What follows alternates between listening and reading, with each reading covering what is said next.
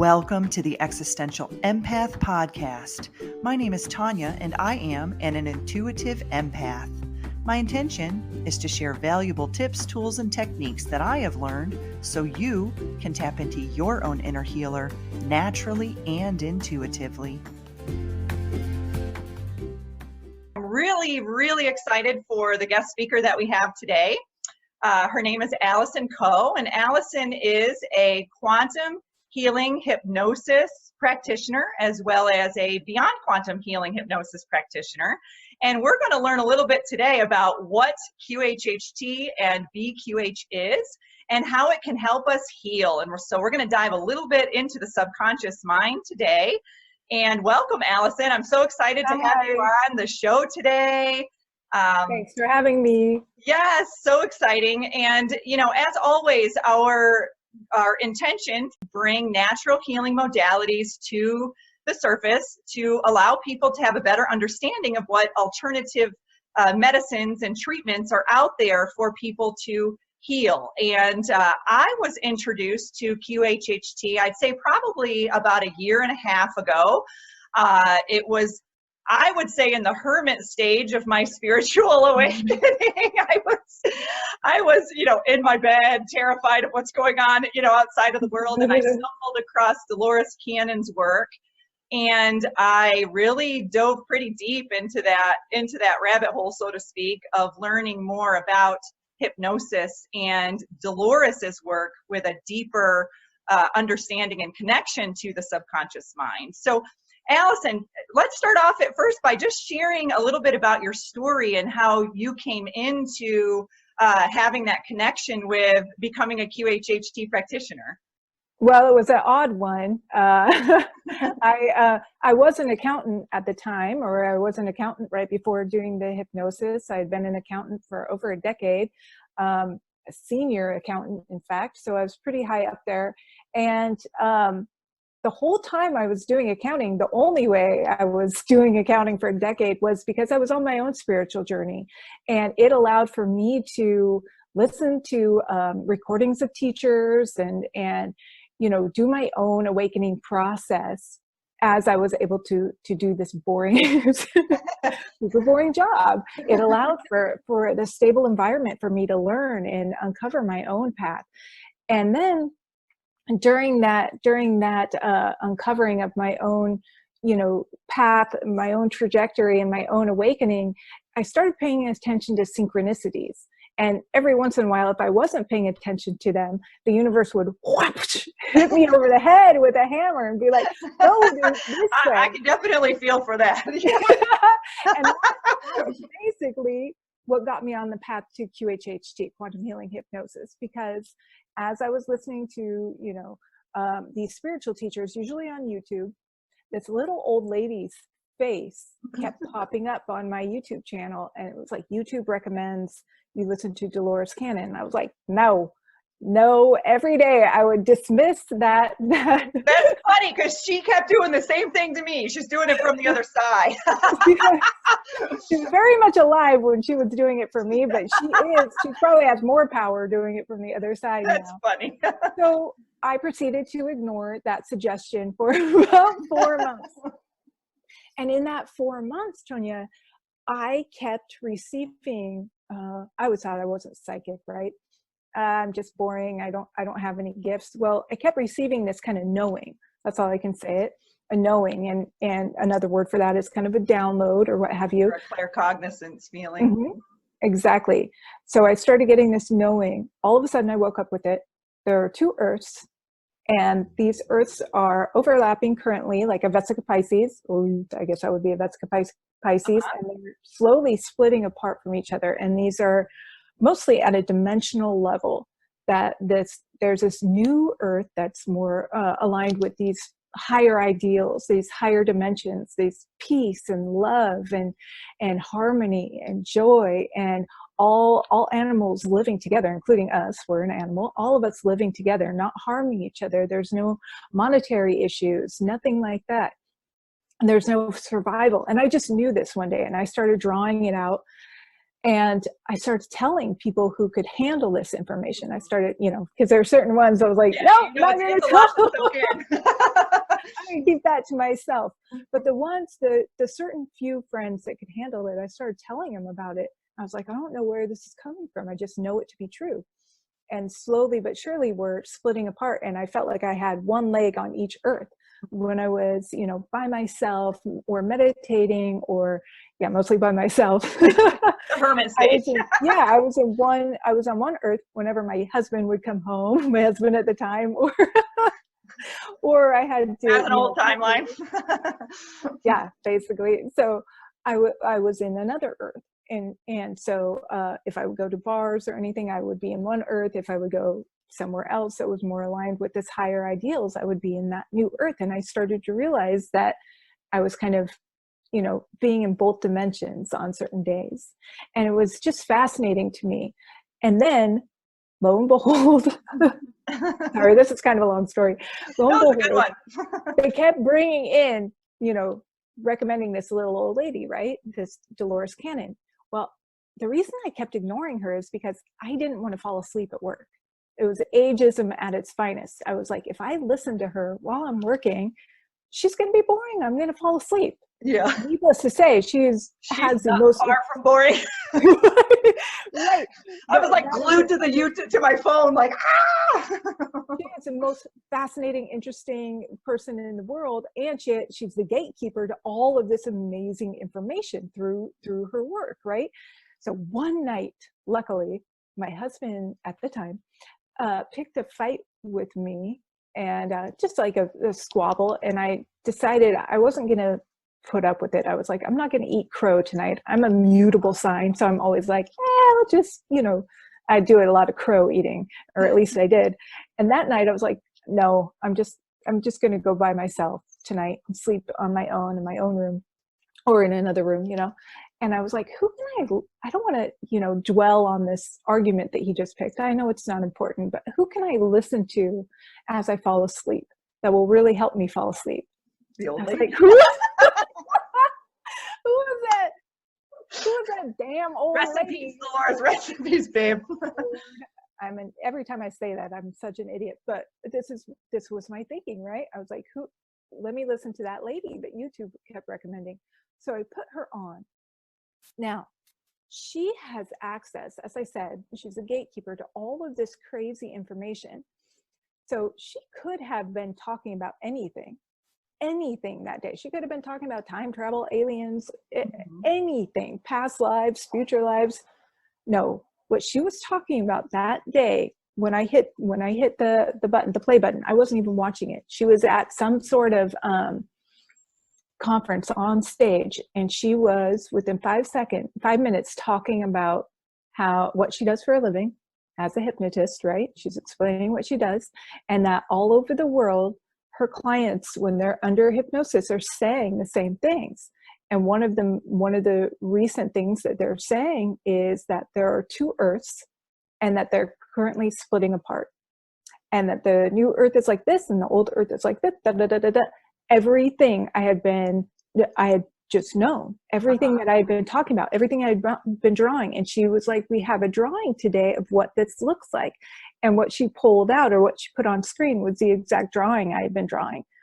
And so that's what I mean by like the hammer hitting me over the head. If I keep pointing in this direction and they want me to go in this direction and I'm not doing it, boom, finally they hit me over the head. And I shot up like a light. And I knew from that day forward, I needed to pay attention to this woman and what she was doing, right? Because there were too many signs and synchronicities. And that's what it was, following this kind of breadcrumb trail, of signs and synchronicities, and trying not to logic my way out of them. Correct. Because I'm an accountant. I'm a double Virgo.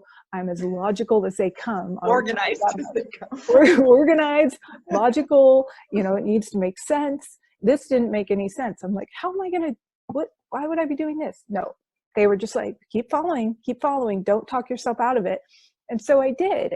And finally I was laid off, and which is a whole Sometimes other story. they'll remove that. They're like, listen, we're going to remove that out of your life because it's kind of that comfort zone that you're stuck in, you know? Bingo. I was praying for that layoff because I couldn't do it on my own.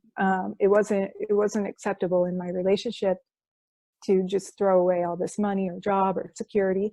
And I got laid off, and I was able to take the training, and it was just like a lightning bolt. I felt like a horse at a at a starting line who's just waiting behind the gate. I'm just like, I have all this energy, all these gears. I just need to know which direction to go in. And after I took the training, I was like, got it, done. Because I knew I wasn't an accountant. And that's what a lot of people feel, right? A lot of people have this knowing that they're meant for something bigger. They are meant for something bigger. But sometimes these platforms of boring and secure, allow for us to get the knowledge or get the understanding or work on ourselves so that we can become something different. And that's what I use that. Yeah, it's like those are like just lessons as you're going through. And I say that to when I'm working with my clients, it's like these jobs we get stuck in sometimes because we get stuck in that comfort zone, but they're really just lessons to teach us certain skills to go on to the next level. It's oftentimes we're meant to be in 12th grade and we're still stuck in kindergarten because we're so stuck in these comfort zones. And you're like, hey guys, you have knowledge for 12th grade, but you're hanging out with the kindergartners, so you gotta kind of push yourself out of that box. Yeah. Keep moving. Always keep on moving. Baby. So explain to us a little bit about what is QHHT, Quantum Healing Hypnosis Therapy, right? Technique. Technique. Yes. Okay. So basically what it is it starts out with your basic hypnosis, which is, well, it doesn't really actually. Dolores Cannon started out with the basic hypnosis, but this goes beyond. Okay. So we're dealing with hypnosis. We're getting people down into these levels of relaxation. But before they come to a session, a client creates a list of questions that they're seeking answers to that basically no one on earth can answer. And I'm talking things about, your health, your wealth, your career, your purpose in life, who your star family might be, why you're struggling with this issue or this relationship, like questions you really need a higher perspective on. You've rolled around these ideas forever in your own mind and can't seem to get an answer for them. And so you're compiling a list of those types of questions. Now, when we go through this hypnosis, we just pop down through an induction, which is the first about 20 to 25 minutes, which is kind of like your journey of relaxation, just like a guided meditation. And then the higher self, this is the cool thing, the higher self is guiding these clients on a journey and experience. And so we go through an experience portion, often called a past life, but very often not in a past. They could be in another dimension. They could be in the future. They could be without a body. It is so different and unique each day. Sometimes you have a client who goes into a life as a tree or a bear or an actual person or an ET hovering above the earth, watching the earth, or a dog-headed alien on a purple planet, or a mythical, what we call quote unquote mythical creatures, right? And so this client is traveling through whatever experience they're taken to from the higher self. Then as we get through that experience, we drop down into the higher self. We ask to speak to the higher self. Now, this higher self or deeper self or inner self is original self. I've heard the term original self from source. Yeah. Mm-hmm. It is always connected to you all the time. But our egoic conscious mind is usually covering up, overlaying their communications. They're always connected to us, always trying to give us guidance, relief, clarity. But usually our chatter, our monkey mind is going so fast and so furious and so often that we can't hear their messages. We can't hear the messages from the higher self. And so what we're doing is through this deepening corridor that we're traveling through, we're accessing that part of them that's always there. We're just getting the ego quieter and quieter and quieter. And then I pull out the list of questions and I ask them about it. And lo and behold, the answers come into their conscious awareness. usually through a combination of ways, sometimes visuals, sometimes, auditory messages, sometimes a feeling, sometimes a knowing, like what I have, I get knowings. And so a lot of when I'm in a session as a client, a lot of my higher self answers will come in through knowings, and I just have to say them. I just have to say the answers. Now, in the back of my head, my conscious mind is still there, and it's having these aha moments of like, what? Like, Yeah. really? And so you're so multidimensional that you can have those things going on at the same time very often. And it's fascinating. And it gives people, it literally changes lives in a day, changes lives in a couple hours. It is so amazing how this stuff works. And it's all really recorded. is.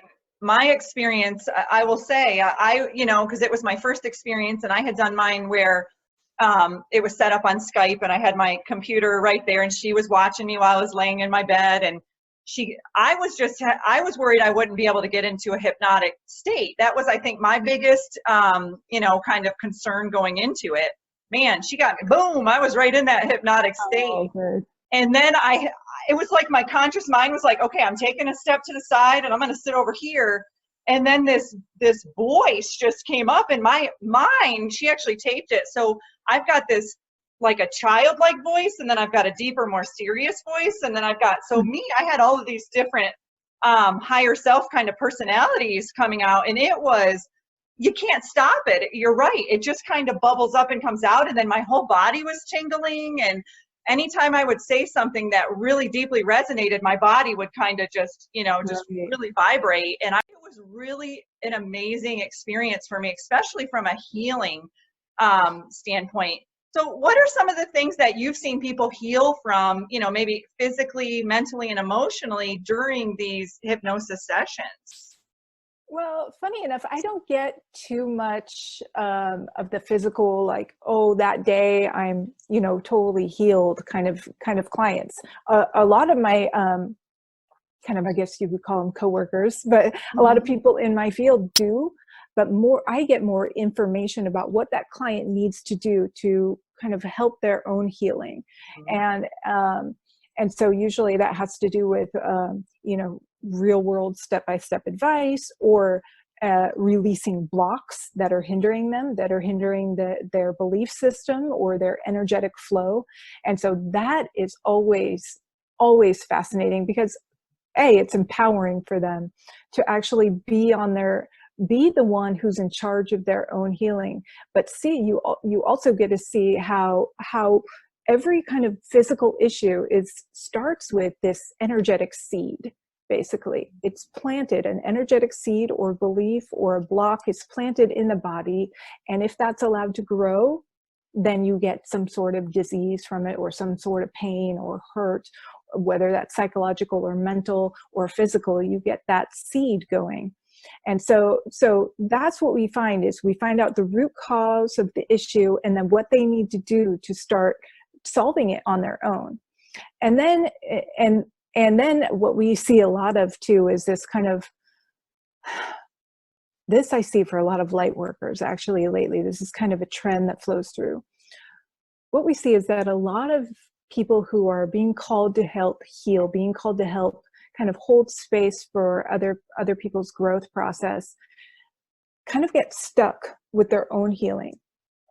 They stop looking at themselves after a while, and won't kind of uncover their own kind of trauma or abuse or issues, whether it's from this life or from the past. And so what I see, the trend that I see moving through a lot of my sessions, is that light workers are being called to heal themselves. They're being called to release some sort of trauma. And that's very powerful, because the more you release, the more junk you let go of, the more you just step out of that victim role, you become this kind of leader. You become the person who can help others. And that's what they keep saying in so many of my sessions. And this is coming from my clients' mouths, right? So it's not me saying it, which is very, which is so good, let me tell you. But it's them telling themselves, let it go now. You signed up for that trauma. You signed up for that abuse because it's going to, you knew that that would make you the person that you needed to be, to provide you with the lessons you needed to learn to be the person that can help so many. But the fact that you're still focusing on that means that you can't fully step into your purpose. You can't fully step into this role as a leader. You need to start letting it go. You need to move beyond that. And that is power. That is huge. I think that's that's definitely a message that needs to be sent out to, I deeply resonate with that. I think when you start going through this awakening process, you're like, focus on others, focus on others, focus on others, but you got to reel it in and focus on yourself. And when you're doing the QHHT, it's not like you're just, the root could be in this life, but you go deep, deep in. It could be generational, could be past lives. And I know I'm the same way when I'm doing the EFT or the emotion code. I'm going deep. I'm going into those generational patterns to see, where was that little seed of energy that you talked about? Where was that planted? And how it's kind of grown, throughout your entire family lineage and then throughout your entire lifetimes, so it's true. I think that's a great message to send out there to those light workers is practice self-care, practice self-care. And one of the practices that I've been trying to do is doing one new self-care technique per month. Ooh, so in this girl. process, I have been like, the Zen tanking it and acupuncture and, really fun stuff that I may not have experienced. So that's kind of why I wanted to put this channel together too, is to share some of these other modalities out there for people, because people are hesitant to care for themselves, especially the empaths. Yeah. Who then fall into that category of the light workers oftentimes. We always want to give. Yeah, because it can be so easy to fall into that distraction trap, right? Mm-hmm. If I distract myself with your problems, with my relationship problems, or my child's problems or anything like that, or my parents' problems, then I don't have to work on myself. And working on self, is that perpetual onion peeling, because the issue that's bothering you today, you may focus on that today, but that doesn't mean that's your only issue. That's just the one that's on the surface today. The trick is to keep peeling away and don't distract yourself from the things that are popping up. And that's what a lot of people are falling in on, is if they have clients and are only focusing on helping the clients, then they're distracting themselves from actually doing their own work. And like you said, self-care is so powerful. It is so important. And the people who do the most self-care are the people who are working on loving themselves. Mm-hmm. And those are the people who are raising their light. And they're the people who are worth it. And guess what? Every single person is worth it. Every single person is worth it. Work on yourself. Love yourself. Love yourself, and you raise up the ability for others to love you. You also raise up your own light.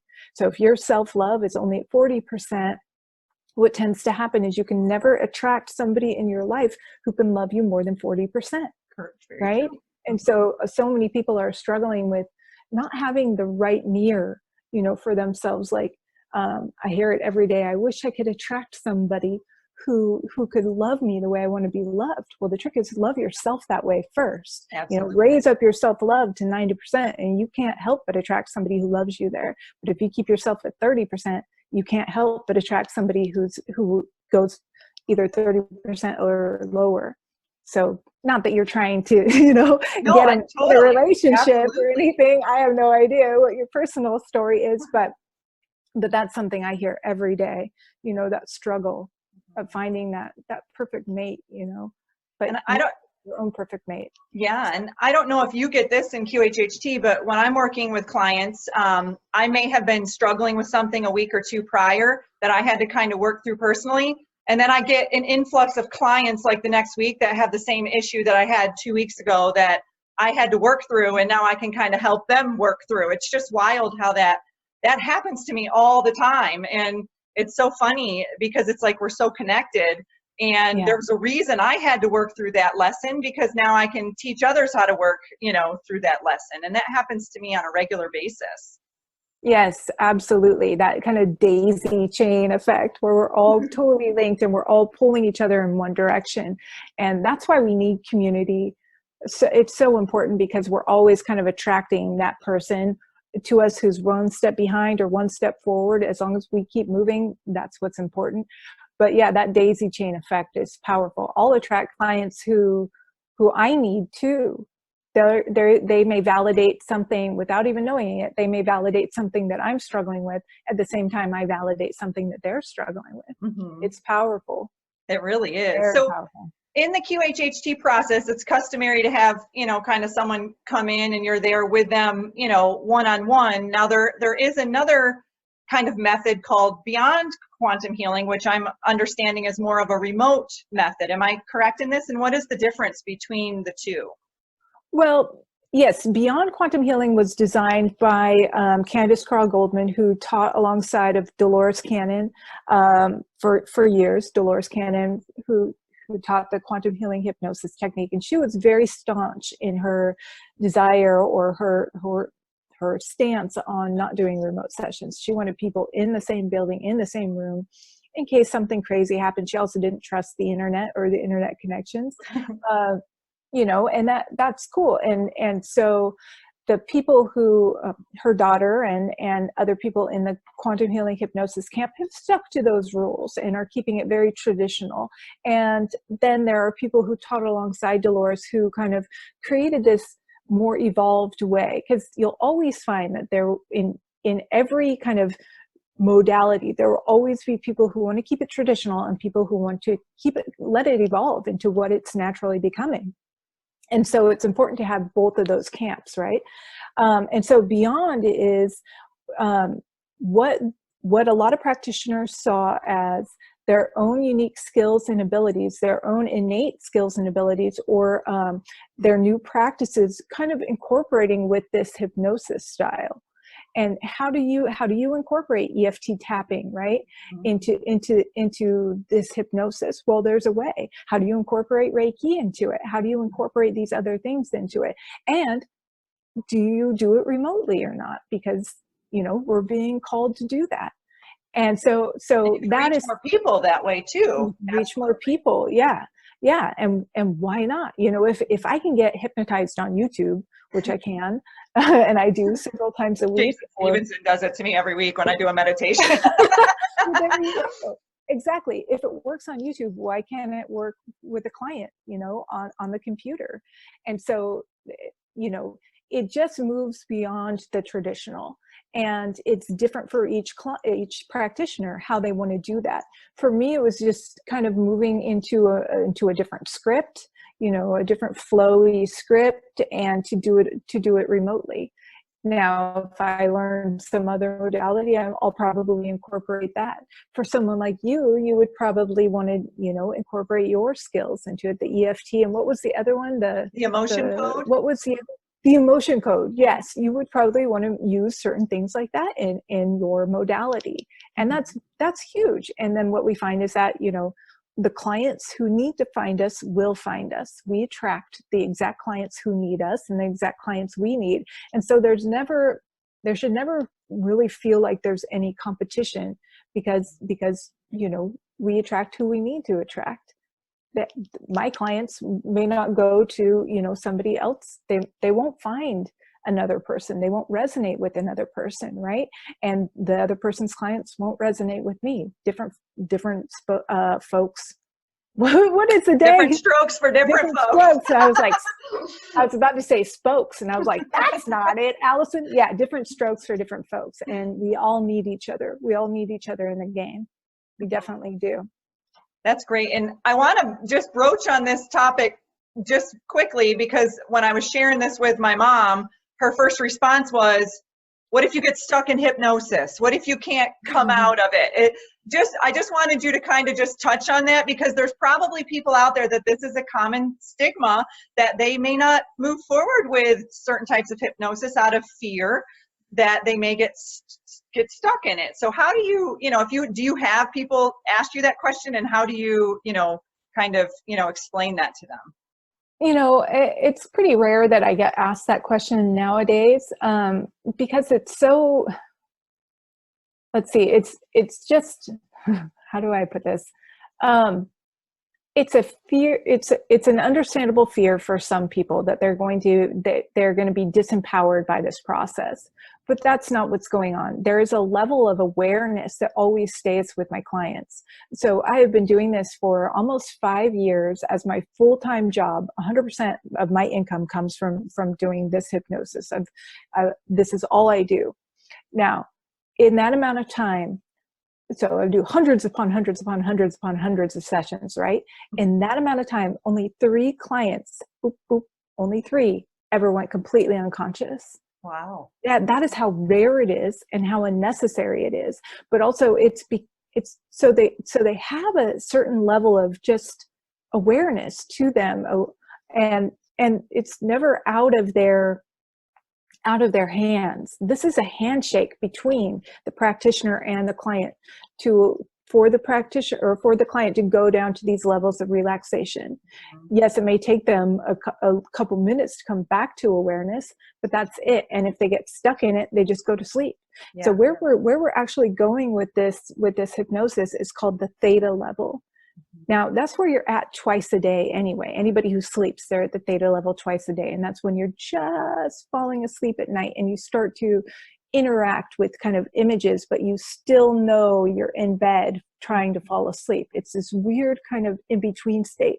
And that's when you're at where you're at in the morning, when you're coming out of delta sleep also, is when you're just starting to interact with those images again, but you may know that your alarm clock's going to go off at any minute, or it may have already gone off. You're just in these kind of weird levels of consciousness where you're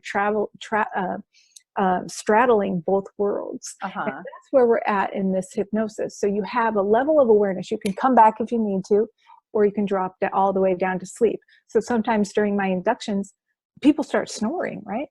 They're just boom, because that's the natural trajectory. That's a natural trajectory for people when they get super relaxed.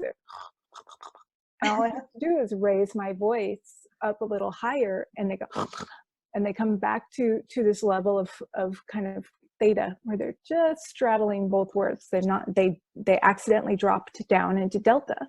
And then I have other clients who will, we've had some clients who get a bang on the door in the middle of their session, bang, bang, bang, bang, bang. And so they're able to raise back up to this level of awareness and come back to and be like, someone's banging on my door. Well, okay, well, you better go answer. You better go see what it is. Lo and behold, it's their dog who's on the other side of the door, and his tail is like super hard against the door. And so in general, that's not a fear of mine, because I have so much experience in this that I know that, it is such a handshake between the client and the practitioner. It's an agreement to allow the practitioner to take you down to these levels, but because you're agreeing, you're not disempowered. You have this level of awareness the whole time, basically. And so it's never seems to be a danger in my mind. And it kind of reminds me of when I get into a meditative state, like you're in that theta state, but you're very consciously aware of what's going on around you, but you're still in a deep, in that deep trance state. And, when I did my QHHT session, I definitely felt like I was in control of wanting to wake up if I wanted to, or to stay in that state, and I didn't personally ever feel that I was trapped in it or couldn't get out of it at all. It was very natural for me. It was just an experience. It was just exciting, to have my higher self kind of coming through and sharing that deeper intuitive knowledge, Bingo. And you decided, you made an agreement that you're going to try to keep yourself at this relaxed state, right? And that's what it is. It really is an agreement. It can't be done to you. Yes. This cannot be done to you. And that's where that fear comes in, that disempowering feeling, like they could, this could be done to me, or I could get stuck in this. And it's like, no, you're there. You're aware. You can pop out of it anytime. Just like that meditation. I'm an avid meditator. Mm-hmm. And the first time I had hypnosis, I remember my main thought was, oh, this is just like meditation, except someone's like guiding me a little deeper. Yeah, it's just like meditation, and that you can pop up out of any time. Yeah, you may be a little floaty for a little while, but it's definitely in your power to, you know, get out of it. Definitely. So I've been following your work for, gosh, probably a year and a half. And I love when you share your stories about what some of the clients have, the experiences that the clients have had. I get in my bed, it's like adult bedtime story, and I got my cat and I'm like, okay, here we go. Allison's going to tell us a bedtime story. And, you know, I mean, it's like some of these, and then I wake up the next morning and it's like I have this deeper understanding. So I feel like I'm getting those downloads and those, you know, those activations through the experiences that your clients are having, and you're, you know, sharing them with us. Is there an experience that you feel just really was one of your most favorite experiences that you've, you know, had with a client, or a story that you know, you wanted to share that you felt just really could, you know, send a message out to, you know, to the collective, if there's people out there who, you know, who resonate with that right now? Well, you know, every day is completely different, but there are certain types of sessions that I really enjoy having, really enjoy experiencing, because they just knock my socks off with how powerful and potent they are. And you would think it would be the 5D, New Earth, you know, event stuff, but it's not. The most powerful sessions I have are when a grieving person has a connection through this hypnosis. They are connected to their lost or past loved one. It is so powerful. It just blows my mind, because they just become these just puddles of emotion right in front of my eyes, usually. Or, you know, if I do my session on the phone, I can hear them. I could hear and feel the energy of the relief, the shock, the joy, the questions, just that, I mean, just, they're so touched by this. And my most recent ones were back to back. One of them was with a client whose son had taken his life tragically. Had taken his own life when he was 18. And this was just like a year ago. She's a dear friend of mine, and we met through doing sessions. Like, she was a client of mine, and then some clients are just mean the world to you, and you become so close. And so she was that person, one of those people for me. And then tragically, her son committed suicide. And then to finally get her to a place, she got to the place where she was ready for another session, right? And so we have this session, and she gets messages about her son, and how that he was going to find, this was his path. No matter what, he was going to find a way to leave this earth at this age. So whether he had done it himself and been in control of it, and had written letters to everybody in his life, and had kind of tied up all the loose ends like he did, or he was going to die like suddenly in a car accident or something where he had no control over it, and no tying up of loose ends, no final letters, nothing. And they just made it very clear that was his path. He knew he would have more access and more control and more help to give from the other side. And so then they gave her messages from him. And this was so, I mean, I can just feel my heart just like I'm feeling it from it. by the story. Yeah. So big and so purposeful and so timely. If she had come a couple months before, it wouldn't have worked, right? If she had come a couple months after, maybe the message would have been different. But it was so exactly what she needed right when she got it. And she has reached out several times and said, that has changed my life. That has absolutely changed my life. His death changed her life, but hearing from him afterwards completely changed her life as well. Changed her healing focus, changed her, not her belief system, but changed her trajectory. She was ready to kind of give up, you know, super understandably so. She just felt like she had no real purpose. And he was like, we work together. I'm giving you messages. I'm giving you guidance. I can see from here. So I need you to be my feet and my hands on earth, you know. And it was just so powerful. Wow. And then a week before, another client who lost her mother tragically, They were so close, and she was on this other planet, and she was like, "Oh my God, there's my mother. Oh my God, there's my mother." And she just absolutely was just a puddle, because this grief had held her back from everything, from her own self-care, from finding a purpose, from moving away from where she was and knowing that she needed to be somewhere else. But it kind of stopped her. It stunted her in her tracks, which grief can do. It just kind of keeps you stationary. And it's sent her on a trajectory and released her from things she was holding on to. And her mother, she got to see how many of us, when somebody passes, how many of us just say, I would give everything in the world to have one more minute with them again, one more second, even to touch them again, to hug them, tell them I love them, to get a message from them. And that's what this allows for. And it is so palpable, and it is so, it is everything for these clients. And to be a facilitator for that is the best thing I can be. I'll tell you that much, because it raises the light. Raising that one person's light raises everybody's light. It has a ripple effect that is so strong. It does. And I love hearing those stories. I come from a background of grief and loss. For 20 years, I've worked in that intensive care setting.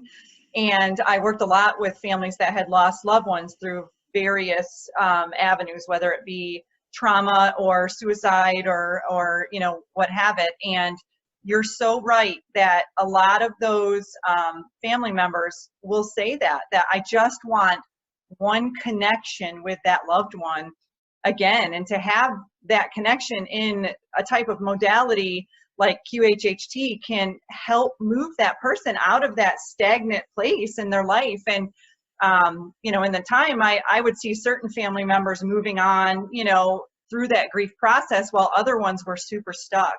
And they would attract other grieving families, and they would get stuck in that victim consciousness of, I'm the grieving wife, I'm the grieving mother, I'm the grieving father, and they couldn't move on. They couldn't move forward through that. So I love hearing those stories that this modality can really help people move past that, move past that grief, so that they can live their lives and be the best version, of themselves, and that their loved ones are kind of rooting them on, from the other side. Absolutely. It is so powerful. Information about the future is great. Information about what your purpose is and where you come from is great, but getting some sort of clarity and relief and healing is the most important thing. And that's always what these sessions focus on, is the main point, the main purpose of these sessions is to get each person their own healing and relief, to get them, on their path again to where they need to be. We each have a role to play, but we can't play it if we're stuck in these kind of lower, lower vibration emotions. Yeah. And it's important to feel those when you do have them, but it's also important to keep moving, to keep your eyes on the future rather than pointed in the past, which is what a lot of people who are in that grief state are doing. They're pointed in, they're pointed in the past. Mm-hmm. And so to allow yourself that grieving process and then move forward is huge. And what both of these clients, these were really recent, what both of these clients wanted to know was, why haven't you, one of them in particular wanted to know, why haven't you reached out to me? You reached out to my other siblings, but I never got a message from you. And I know it was the mom and daughter one. And the mom was like, the mom who had passed said, I reach out to you all the time. You're just not all the time. You're not seeing them. It's me reaching out to you. Every time this happens in the room and that happens, every time you wake up at this hour, every time this and this, that's me. Yeah. That is me doing that. And she was like, oh, now I get it's hard to move the energy in this dense 3D reality, right? Yes. You're like, I moved that penny for you. That was me. Yeah, you know how much work that took? So it's really cool. It's really cool to get information like that for the clients, to let them know that they are being contacted on a regular basis by their loved ones. Their loved ones are still there. They're still looking out for them. They're still connected to them. You know, are you interested in continuing to have a relationship with them, just in this different form? You know, and if you are, you will. And if you're just, you know, focused on the fact that they've left and their old form is gone, and you have this hole where their old form used to be, then you won't see stuff that's right in front of you, all the magical ways that they're trying to connect with you. And that's what comes in time and time again. Yeah, and I always say that. I don't know if you remember back in, I think, the 90s, they used to have these portraits that they put on the wall that was like an image. And if you kind of shifted your eyes a little bit on it, you could see another image within the image. And that's kind of what I say when you're working with the spirit realm, that, you know, we see that image in front of us as a third dimensional image. But when you just shift your focus a little bit, you see, oh, there is something in the middle of that image, whether it's an apple or, you know, whatever. And you're like, that, you just have to shift your perspective just a little bit and get off of autopilot. We're so stuck on autopilot that we don't always notice those subtle communications from the other side that are coming through to say, hey, we're here with you. We just aren't there in that physical aspect that you're so accustomed to seeing us in, you know? Bingo. And that's how the universe connects with you. That's how your higher self connects with you. It's through those subtleties, you know, those synchronicities. And all you have to do is have a level of present moment awareness, you know, incorporated through your day to start picking up what they're putting down. That's what you need to do in order to start getting the messages. Stop being distracted, like you say. Stop being on autopilot, and you will notice the magic and the beauty that is all around you, and the messages that are just for you, you know, just for you all the time. And it gets comical. I know with me, I'm like, seriously, like the other day I went to buy something and I see the number 44 everywhere, and I bought it. The receipt said 1444. I looked at my clock, it said 1244, and I walk outside and the address is 4144. I'm like, are you kidding me? And then the license plate said B44. I'm like, all right, guys, I get it. You know, it's like, for me, it's like, I know with those numbers and those synchronicities, it's like off the charts, and you just got to kind of follow those breadcrumbs and it'll take you to where you need to be. It's just the way, it's like, hey guys, this is our subtle way of you following this path, you know? Yeah. And some of them are blatantly obvious, while other ones are a little more subtle, you know, in the way they communicate. Bingo. But you had to be aware to see them, right? You Yes. had to be present in order to see those 444s, you know? And the more you're conscious, the more they come at you, like, whoa, they're there. Like, it's ridiculous. I look at the clock and every time, I swear it's something 44. I'm like, really? Like, am I really looking at exactly 1 hour every single time I look at the clock? You know, it's just insane. It is. It's absolutely comical. And you also can know that if you don't see that stuff, you're doing it wrong. You are. Like now that you're clued in to how often they show up. Bonking you on the head. Yeah. They're like, wait, I haven't seen 44 in a while. Oh, I must either be on autopilot. I must be like focused on the wrong stuff. I must be doing something wrong.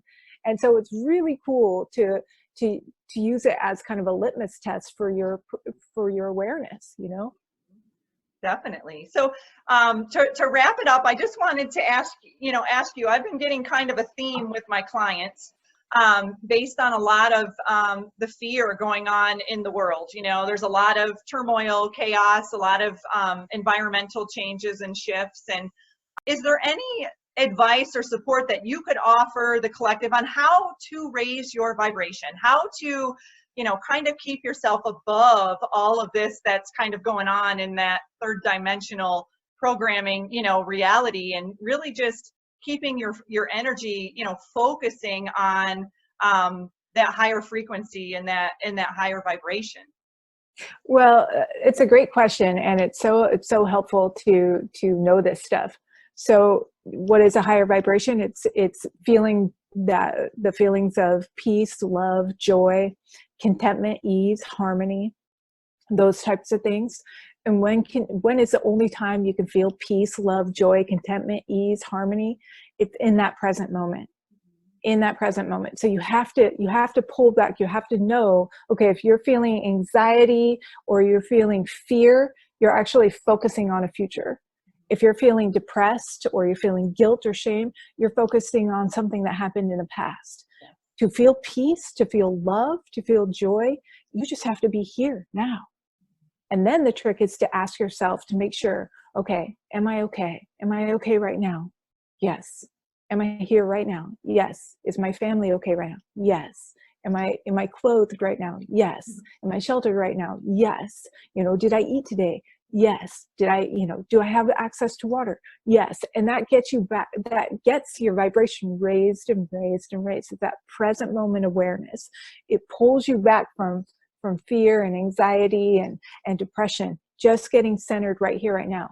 So the trick is to incorporate things into your life that put you into this present kind of moment, this present flow of energy, right? Mm-hmm. And so that is through meditative tasks, usually. Creativity, working out, moving your body, dancing. I was just, what was I doing? I was pruning flowers earlier.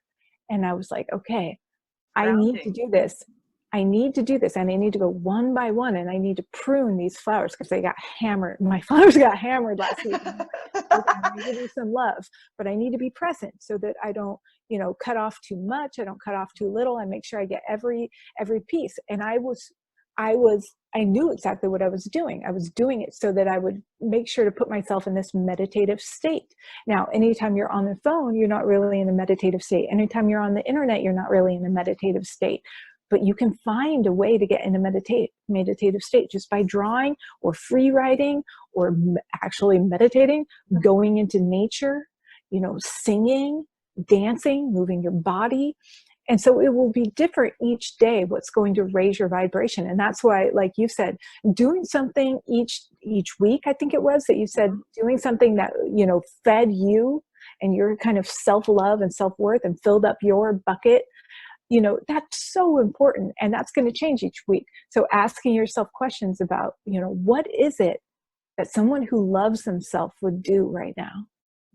What would somebody who loved themselves do right now in this situation?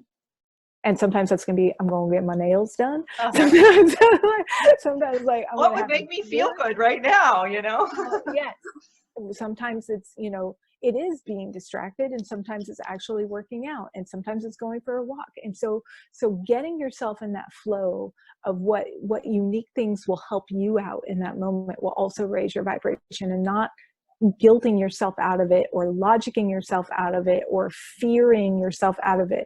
So constantly what I'm in the mode of is making sure that I'm not, I ask myself this: what would somebody who had no fear do right now? Oh, good. That's my big thing right now, is just conquering this fear. Because I feel like I would, because of this unique kind of relationship I had with something that I just got out of, it was like being in jail, a little bit.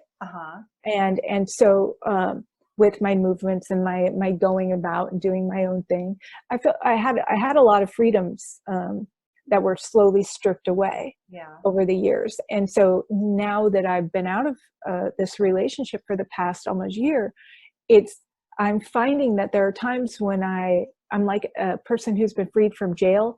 And like Orange is the New Black, when they let them out and they're like, what do we do now? Right. It is like that. And it's like almost like this. I still feel like there's this invisible gate there. Like the door may not be open, so I have to keep pushing myself to expand beyond where I'm used to staying. So making sure, okay, if someone had no fear right now, they would go on a hike by themselves, and that like bear spray. That brings me fear. Okay, well, they would bring a knife with them. But I do like to have knives on me.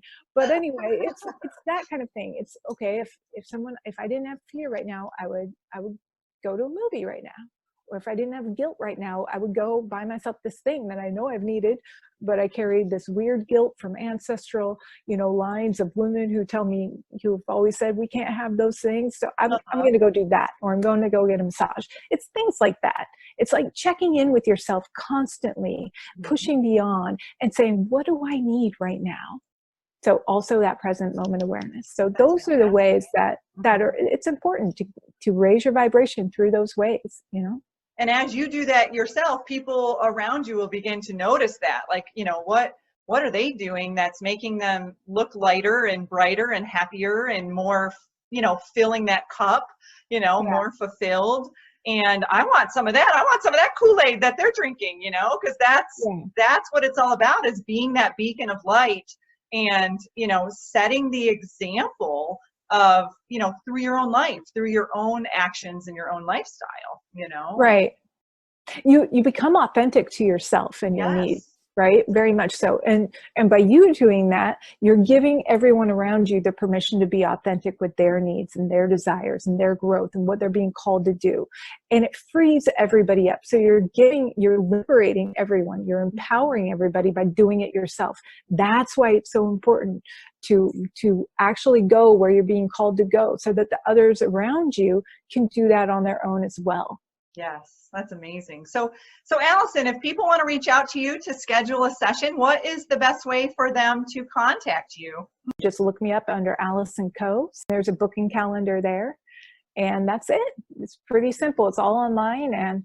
And if you don't resonate with someone like me, but you resonate with the actual, practice or the desire to be hypnotized, there are great directories for practitioners all over the globe, just online through QHHT or Quantum Healing Hypnosis. I think it's just quantumhealinghypnosis.com, or the Beyond Quantum Healing has its own directory of healers. You should get on there as well, because it's healers from all sorts of backgrounds who are on there. And so you can find any type of healer that you're looking for in your region.